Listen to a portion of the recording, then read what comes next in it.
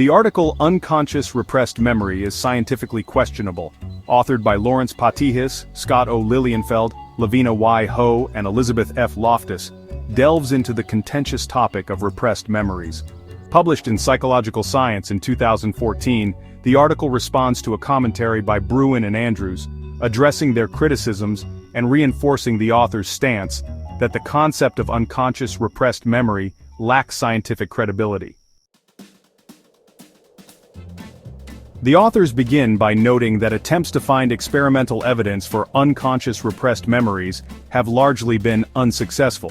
They cite studies by McNally in 2003 and Piper, Lilovic, and Kritzer in 2008 to support this claim. While Bruin and Andrews reference Anderson and Green's 2001 study as evidence of suppression, Patihis and colleagues argue that this study does not conclusively demonstrate unconscious repression. They emphasize that Anderson and Green's findings might indicate retrieval inhibition of words, but this is not equivalent to the unconscious repression of traumatic memories. A portion of the article is dedicated to clarifying the definition of repressed memory used in their research. The authors stress that they defined repressed memory as an unconscious process where traumatic memories are pushed out of awareness. Despite providing detailed definitions to participants, a substantial percentage still endorse beliefs in repressed memories, highlighting the widespread acceptance of this concept. The discussion then shifts to the use of hypnosis in memory recovery. Bruin and Andrews cite the British Psychological Society's report, which suggests that hypnosis can lead to accurate memory recovery. However, Patihis and colleagues point out that the same report also warns of the risk of producing pseudo-memories through hypnosis, thus questioning the reliability of hypnosis in recovering true memories. The authors also address the notion of photographic memory. Bruin and Andrews suggest that some individuals possess true photographic memories, but Patihis and colleagues reference Laporte et al. From 2012 to argue that even those with superior autobiographical memory do not have genuine photographic memories. This further undermines the idea that certain individuals can recall past events with perfect accuracy.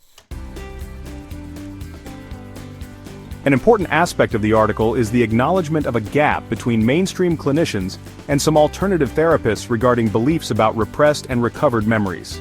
The authors note that this gap also exists between mainstream clinicians and research-oriented groups, indicating differing perspectives within the scientific community. The concept of dissociation as a mechanism for forgetting traumatic events is also examined. Bruin and Andrews propose dissociation as a possible explanation, but Patihis and colleagues argue that the evidence for dissociative amnesia is minimal. They caution that changing the term from repressed memory to dissociative amnesia may obscure the issue rather than clarify it. In their conclusion, the authors assert that while memories of traumatic events might not be thought about for a period and later remembered, there is no credible scientific evidence supporting the scenario where a client enters therapy with no memory of abuse and later recalls severe trauma through suggestive memory techniques. They stand by their findings and maintain that the belief in unconscious repressed memory is scientifically questionable. Throughout the article, Patihis and colleagues reference several studies and reports to support their arguments.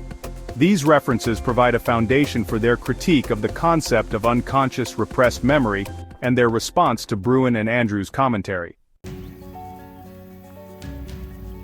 In summary, the article presents an examination of the scientific validity of unconscious repressed memories, challenging the notion that such memories can be accurately recovered through therapeutic techniques. The authors make the case against the acceptance of unconscious repressed memory as a scientifically justified concept.